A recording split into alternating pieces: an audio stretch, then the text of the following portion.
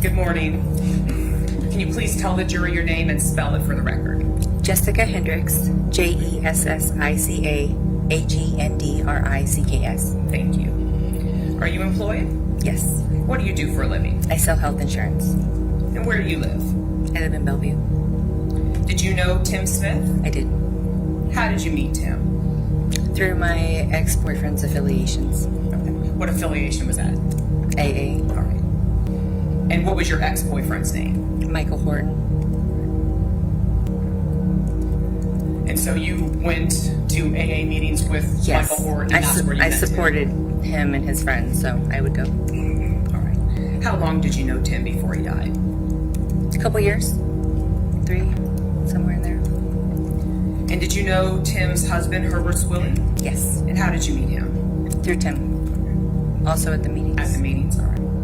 Now, do you see the person you know to be Herbert Swilly in the courtroom? This looks like a simple witness testimony, but every word is being used to build a murder case, and the jury is listening for one thing: credibility. Yes, Can you point to him and describe something he's wearing? striped blue, variations, gray, white, tie. Your Honor, may the record reflect the witness has identified the defendant? Bill so reflect. Now, you said your ex-boyfriend, so you and Michael Horton are not together currently. Correct. Now, at the time you met Tim and the defendant, did you and Michael live together? Yes, And where did you live? Ocala. Would you and Michael socialize with Tim and the defendant outside of AA? Yes. What sort of things would you do together? They had dinner parties, gatherings at their house, and we were invited. And what sort of work did Tim do? He was an administrative manager at a retirement home. And what sort of work did the defendant do? He was a handyman. About 1 month before Tim was murdered, did you and Michael hire the defendant to do some work at your house? Yes, What did you hire the defendant to do? to put in my salon sink. A witness takes the stand and confirms she knew both the defendant and the victim. Their connection wasn't random. It came through AA meetings and social gatherings. Were you doing a different job at that time? I was doing both. I did hair part-time out of my house and also sold health insurance. All right. So you said a salon sink. Is that something more complicated than a regular sink? Yes. About how long was the defendant at your house working on the sink installation? 7 to 8 hours. It was a long day. And while the defendant was at your house putting in the sink, did he talk about his relationship with Tim? Yes. How much of the time he was there did he talk about Tim? Then the prosecution builds context, shared dinners, house visits, and even business-related work at their home. But the key moment comes when private conversations are revealed. The entire time. 7 or 8 hours? 7 or 8 hours. Were you asking him questions about the relationship? No. And describe how his demeanor was when he was talking about Tim during this time. I'm very frustrated, angry, defensive. And what sort of things was he saying about the relationship? He was talking about what he's put into the relationship, and Tim can't take it from him. He's gonna have to fight. It's his sweat equity, he would call it. Did he talk about whether they were going to split up, how they would divide things? He just said he couldn't take anything from him. He didn't tell me how. That Tim couldn't take anything from him? Yes, that Tim could not take anything from him. Did the defendant say anything about who he would marry if he got divorced and remarried? No. Okay. He didn't ever say anything about, I wouldn't marry a man? He did say that if I had to do it all over again, I would not marry a man. Did the defendant ever talk about whose business or work he thought supported the family? It sounded like he did. He did all of he's a hardworking man. The defendant The is? defendant. Okay. Now, from the things the defendant was saying about his relationship with Tim and the demeanor he had, did it sound like they were breaking up or appear they were splitting up? Yes, there was definitely something going on. And you said this went on for hours? Yes. Now, was your boyfriend or fiance, Mike Horton, there at the time this was happening? Yes. But were there times during this 7 or 8 hours where he was alone with the defendant? Yes. Mike was, okay. And were there times when you were alone with the defendant? Yes. Now, did you later learn that Tim had died? Yes. And after Tim died, did you go to the police and tell them about this conversation and what the defendant had said? Yes. Thank you. I don't have any other questions. Cross-examination, please. Yes, please. Good morning, ma'am. Good morning. How long were you with Michael Horton? Almost 5 years. Okay. And you two split up when? A year ago, last June. Okay.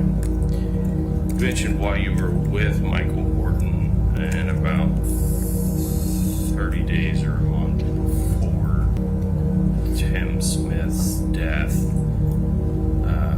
my client had done some work at the home you two were living in together. During a long work visit, the defendant allegedly speaks for hours about his relationship. Arguments, separation talk, and financial disputes come into focus. This is where motive begins to form. Okay. And he was there for 7 or 8 hours. Yes. And of that time, and I understand you were not there the whole time, how many of those hours were you? No, I was there the whole time. Okay. Were you with her the whole time? I mean, I was doing stuff in my house because I was working in my office, which was near the area where he was working. I had to answer a few questions. Okay. But we had a long talk. We were talking. Sure. And you knew both Herb and Tim, correct? Yes. Judge, hold on, ma'am. Can I speak up just a little bit, okay? Okay. Were Sorry. you closer to Tim than you were to her? Personally, I felt like I was closer to Tim. I had more conversations with Tim.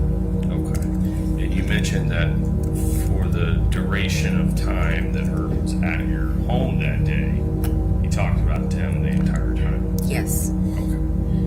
And after that, did you go back to Tim and let him know, hey, Herb was talking about you the whole time? What's No. going on? No. Okay. We didn't see Tim again. Okay. Understood. No further questions. She excused? Yes, Your Honor, we'd ask that she be excused. You're excused, ma'am. Thank you very much. State calls Michael Horton.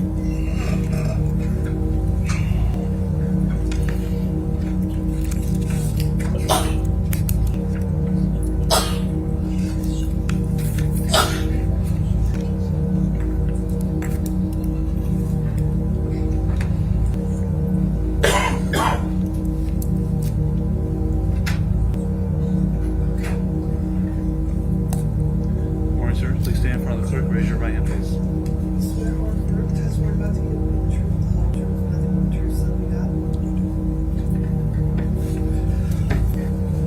Good morning. Can you please scoot up a little bit and make sure you speak into that microphone? Thank you. Can you tell the jury your name and spell it? Michael Horton, M-I-C-H-A-E-L-H-O-R-T-O-N. Are you employed, Mr. Horton? Yes. What kind of work do you do for a living? I own a health insurance agency. And where do you live? Ocala. Did you know Tim Smith? Yes. How did you meet Tim Smith? Through Alcoholics Anonymous. And about how long did you know Tim? At least 4 or 5 years. 4 or 5 years? Yeah. Did you know Tim's husband, Herbert Swilly? I need you to say yes or no. Yes. Thank you. Sorry. Do you see the person you know to be Herbert Swilly in the courtroom? Yes. Can you please point to him and describe something he's wearing? Striped tie, gray jacket. Your Honor, may the record reflect the witness has identified the defendant? So reflect. And how did you meet the defendant? Through Tim meetings. AA meetings, yep.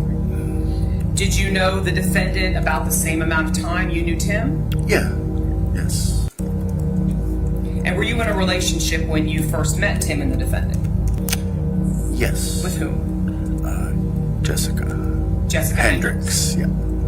Are you and Jessica still together? No. Did you and Jessica live together at the time you were friends with Tim and the defendant? Yes.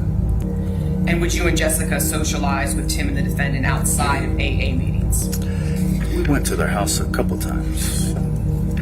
Now, about 1 month before Tim was murdered, did you and Jessica hire the defendant to do some work at the house you shared? Yes. And what kind of work did you hire him to do? He put in a salon sink, a tilting salon sink, in the game room. The defense tries to challenge memory and interpretation. Was it really hours of anger? Or just normal venting between friends? Because in court, perception can be as important as fact. Approximately how long did it take the defendant to put that sink in? He was there 6 to 7 hours. It was a pretty long job. And while the defendant was at your house putting in the sink, did he talk about his relationship with Tim? Yes. Right. Were you asking questions about the relationship? No. About how long did the defendant talk about his relationship with Tim? Well, we took a ride together to Lowe's, just me and him. So we talked there, talked at Lowe's, talked on the way back, and then probably half the time, couple hours on and off while he was doing the job, I would come in because I would be on the couch on my laptop, and around the corner is where he would be doing the sink, and he would just talk to me about stuff. All right. And there was a time you were alone with the defendant. Jessica wasn't there when you went to Lowe's. Yes. All right. Now, how was the defendant's demeanor when he was talking about Tim? Just that they were fighting a lot lately. And How was his demeanor? Was he sad, happy, upset? kind of upset. All right. Was he angry or mad? Yes. And what sort of things was he saying about his relationship with Tim? I didn't even know that they were breaking up until that day, or talking about splitting up, and he was just basically saying if the business is in his name, and I'm thinking, you got the business after you got married to Tim, so it's 50-50, I thought, but he's like, the whole business is in my name, and if he thinks he's gonna get that and stuff like that. Talking about how property was going to be split up. Yeah. Did he mention anything about a divorce during this conversation? He said that they've been fighting a lot lately, and they're probably going to be splitting up, and yeah. Did he say anything about Tim getting a new job? Yeah, he was saying Tim was looking to get a new position outside of Marion County. I believe he said Daytona or Deltona or somewhere. What did he think about Tim possibly getting a new job in Deltona or Daytona? I don't remember. He wasn't happy about it. The whole thing was just like he was just venting. And I was trying to console him because they're both my friends at the time. Because Herb's been at my house before doing other home improvements, and I've learned to know who both of them are through going to their house and everything. So this was kind of shocking to you because you didn't know they were splitting up. Right. And after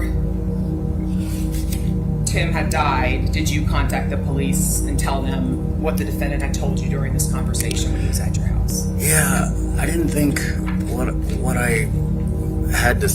It wasn't until I read a certain story. Hold on. Just answer the question. Oh, sorry. Did you contact the sheriff's office at Yes. some point to tell them what you knew about the relationship? Yes. Thank you. Sorry. I don't have any other questions. Then, a second witness confirms similar conversations. Now, it's no longer just one memory. It becomes a pattern. And in court, patterns can become powerful evidence.